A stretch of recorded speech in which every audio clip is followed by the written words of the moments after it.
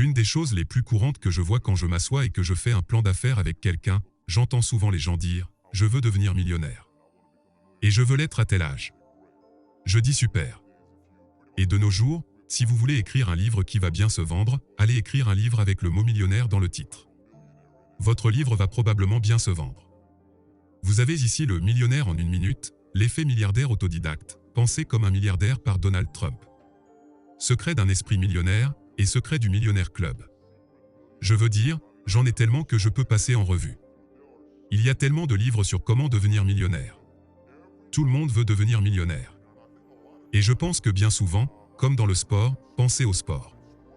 On admire Michael Jordan, on admire LeBron James. Mais si vous ne faites pas 1m95 ou 2m10, vous ne pouvez pas sauter comme ces gens-là. Vous ne serez pas LeBron James. Donc ce n'est pas l'histoire la plus reproductible pour essayer de s'en inspirer.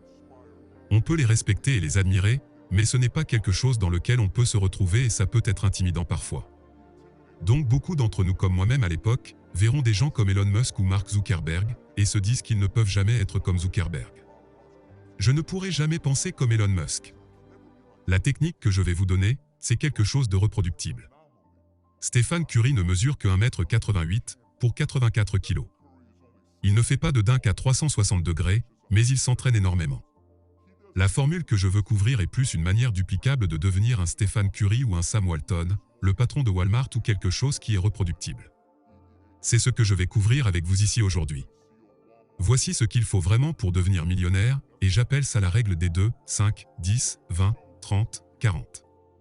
Laissez-moi vous expliquer. Ceci est votre calendrier. Et vous devez connaître votre calendrier. Le truc quand on devient entrepreneur, c'est que les 2 premières années sont en mode survie. Si quelque chose va mal tourner, c'est probablement au cours des 2 premières années d'existence de l'entreprise, et vous allez en faire l'expérience, et vous devez en faire l'expérience.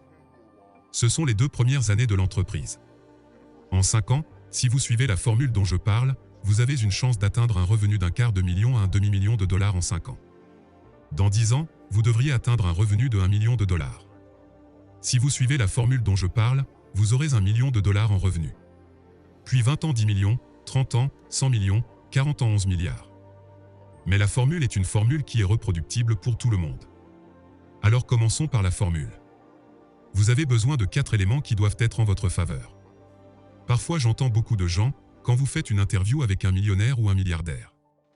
J'ai interviewé Mark Cuban, et il parle de comment il travaille dur du lundi au vendredi et le samedi et le dimanche. Il a traversé ceci, il a traversé cela, tout ce qu'il faut pour devenir riche, et vous entendez beaucoup de gens dire qu'il faut travailler dur. Eh bien, qu'est-ce que ça veut vraiment dire, travailler dur? Parce qu'occasionnellement je visite les entrepreneurs dans leur bureau et ils sont au bureau mais purement sur Facebook toute la journée. Pendant 12 heures. Ce n'est pas ça, travailler dur. C'est juste être au bureau.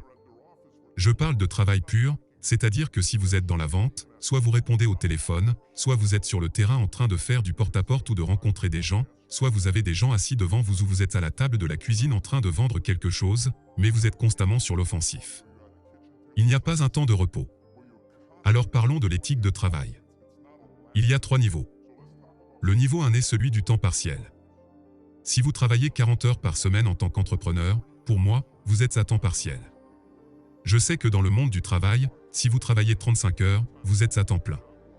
Mais en tant qu'entrepreneur, 40 heures par semaine, vous ne vous donnez aucune chance de réussir. Le numéro 2, pour moi, c'est travailler à temps plein. Un entrepreneur à temps plein, c'est quelqu'un qui travaille 60 heures par semaine. Maintenant le niveau 3, je l'appelle le tout temps. Tout le temps, c'est 80 heures par semaine. Et je sais que beaucoup de gens voudront même arrêter la vidéo maintenant, parce que vous dites, 80 heures par semaine, il a perdu la tête, il est fou. Non, il doit être fou. Écoutez, ce n'est pas une vidéo à regarder par tout le monde. Si vous voulez savoir ce qu'il faut pour devenir un millionnaire et un décamillionnaire, vous savez, l'époque où il suffisait d'inventer Snapchat et Instagram pour devenir milliardaire en une nuit?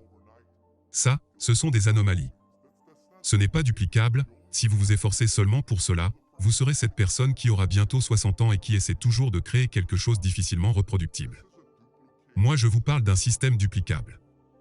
Maintenant, en ce qui concerne l'éthique du travail, laissez-moi vous expliquer que du côté de l'éthique du travail, il y a des gens qui disent qu'ils ont travaillé 80 heures la semaine dernière. Vous n'avez aucune idée de combien j'ai travaillé durant la semaine dernière. C'est une bonne chose. Mais à quel point avez-vous travaillé la semaine précédente, les 3 mois précédents et les 6 mois précédents? Et la semaine suivante, quand vous avez une fête d'anniversaire à venir, et la semaine d'après quand c'est le Super Bowl et ainsi de suite. À quel point allez-vous travailler dur chaque semaine? Ce n'est pas une question d'une semaine. Tout le monde a une semaine pour se vanter. Vous pouvez avoir une semaine où vous n'avez pas envie de travailler, et tous les chronométreurs sont toujours là. Un entrepreneur à temps partiel ne se présente que lorsqu'il en a envie, alors que le vrai entrepreneur se présente tout le temps, qu'il ait envie ou non. Maintenant, le deuxième élément est la vitesse de croissance personnelle. Laissez-moi vous expliquer la vitesse de croissance personnelle. Si vous ne faites que travailler et que vous êtes dans la rat race, si vous ne faites que travailler, votre identité ne se développe pas. Rien ne va changer. Il est possible d'augmenter ses revenus pour devenir millionnaire que si vous travaillez, recherchez, trouvez des solutions. Ensuite travaillez et trouvez des solutions, apprenez, grandissez, et que vous allez constamment vers de nouveaux sommets. Et voilà comment ça marche. Si vous avez une moyenne de lecture de 24 livres par an, 2 livres par mois que vous nourrissez votre esprit, c'est un temps partiel. Si vous lisez en moyenne 4 livres par mois, c'est un temps plein. Un PDG moyen lit 56 livres par an. Si vous lisez tous les temps, ou si vous lisez 8 livres par mois, ou 100 par an, pour moi vous êtes dans tous les temps et vous nourrissez constamment votre esprit. Je ne parle pas des livres de fantaisie. Je parle de vrais livres d'affaires qui développent votre esprit, pour résoudre des problèmes et des questions. Et pour apprendre de ce type et comment cette personne l'a fait et comment cette personne a fait ceci. Vous apprenez, vous grandissez. Ça vous aide à comprendre les choses. Jusqu'à présent, nous avons couvert l'éthique du travail et nous avons couvert l'histoire de la croissance personnelle. L'élément numéro 3 est le nombre de démarrages et d'arrêts que vous avez lorsque vous gérez votre entreprise.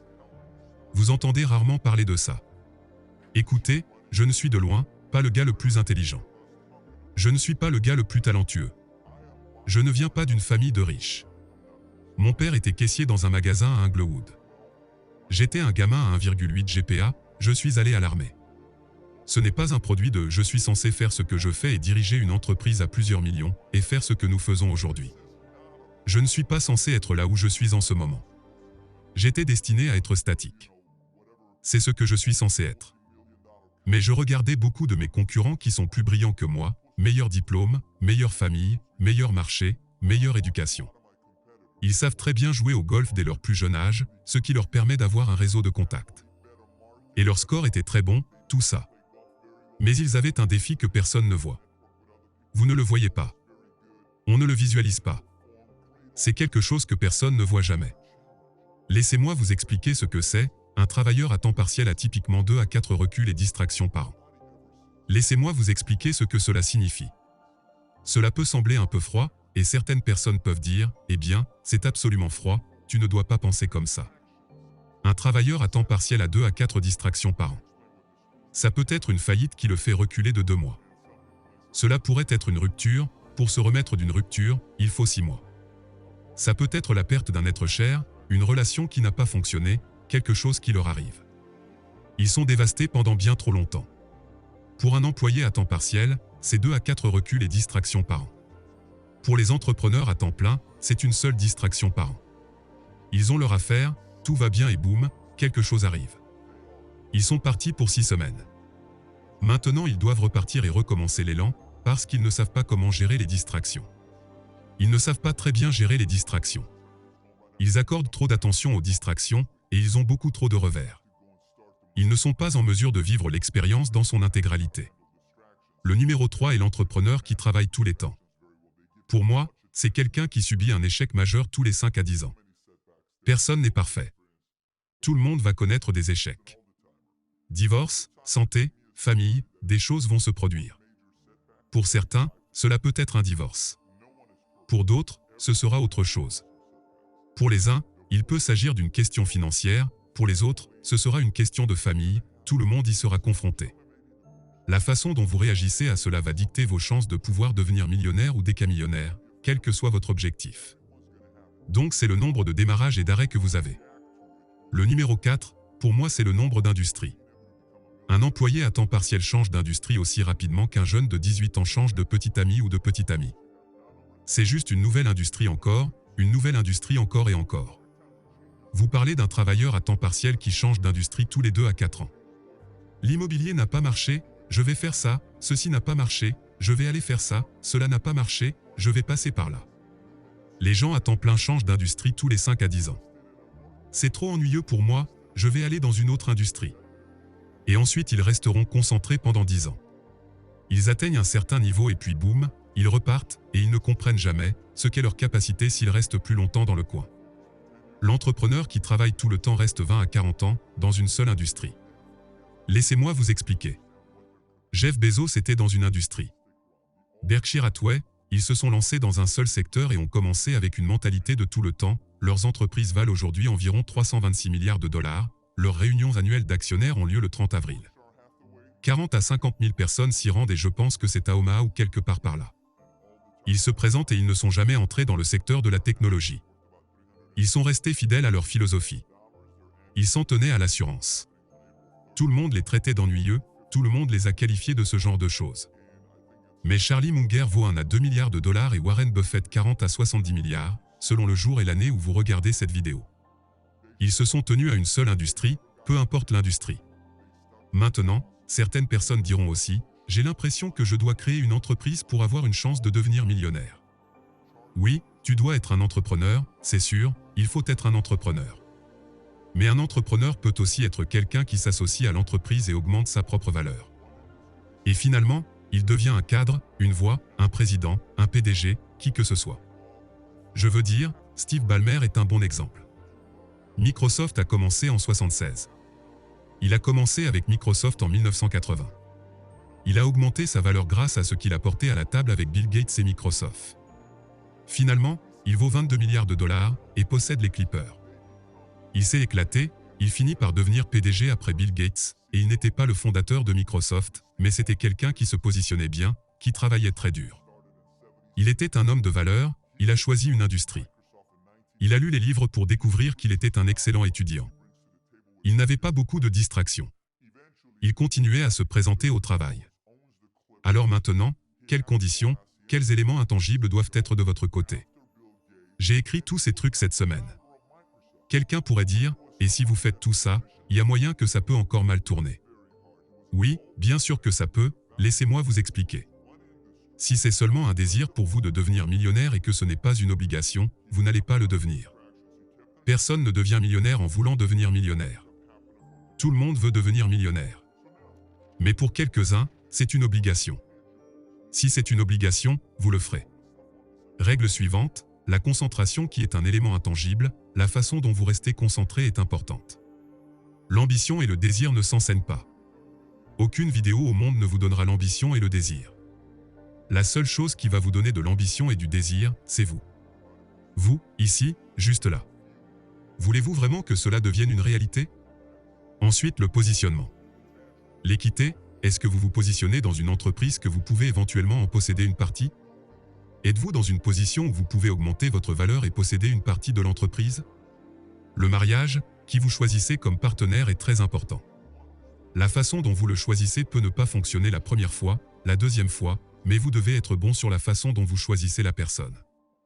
Il faut être clair sur la façon dont vous le faites. Cela va jouer un rôle très important. Ensuite, avez-vous une bonne raison qui pèse sur vous? Vous savez, si vous avez grandi dans une famille parfaite, tout était bien et vous n'avez pas à prouver quoi que ce soit aux autres. Tu as eu une vie géniale. Tu sais, je n'ai pas eu de problème en grandissant. Il n'y a pas de raison. Alors quel est le but de faire ça? Tu n'as peut-être pas de raison pour vouloir le faire.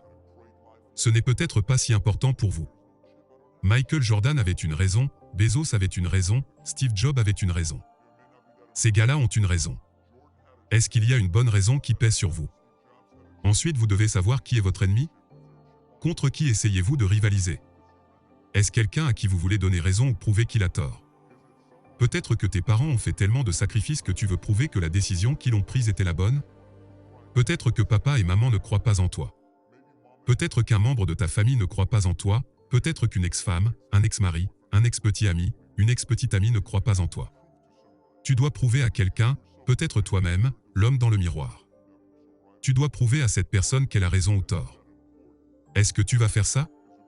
Est-ce important pour toi? Le risque en est une grande partie. La valeur, augmentez votre valeur, où que vous travailliez. Votre processus de prise de décision, votre association d'amis. Revenez-vous constamment à vos amis et associations qui vous enseignent les mauvaises habitudes, qui vous font travailler à reculons. Êtes-vous plutôt concentré? Est-ce que vous revenez constamment à vos mauvaises habitudes? La chance et le timing. Le positionnement, ça en fait aussi partie. Le timing en fait partie. Mais regardez, en réalité, tout ce que j'ai couvert avec vous. Quelqu'un peut nous regarder et dire 80 heures par semaine, je suis déjà fatigué de regarder cette vidéo. Cette vidéo peut ne pas avoir beaucoup de vues, parce que quelqu'un peut regarder cette vidéo et peut se sentir perdu en voyant 80 heures par semaine. Il peut se dire, je ne veux plus la regarder, et c'est tout à fait normal. Mais si tu la regardes encore et que tu te dis, mec, je veux être un millionnaire, tu dois être un peu fou. Tu dois être un peu maniaque. Certaines personnes vont t'appeler de différentes manières et tu dois être d'accord avec ça. Donc mon défi pour vous serait le suivant. Le succès pour moi n'est pas une chose à temps partiel, n'est pas une chose à temps plein. C'est une chose qui dure tout le temps. Dans n'importe quelle industrie, n'importe quel athlète, n'importe quelle entreprise, dans n'importe quelle aventure entrepreneuriale, peu importe, vous devez être dans le coup tout le temps. Si vous n'êtes pas dans le coup tout le temps, vous pouvez devenir un fan. Il y a beaucoup de gens qui sont fans d'Elon Musk, il y a beaucoup de fans de Steve Jobs, il y a beaucoup de fans de Jeff Bezos, il y a beaucoup de fans de Steph Curry. Il y a beaucoup de fans. Vous pouvez devenir un fan ou vous pouvez devenir un joueur, mais vous pouvez le faire à temps partiel ou à temps plein.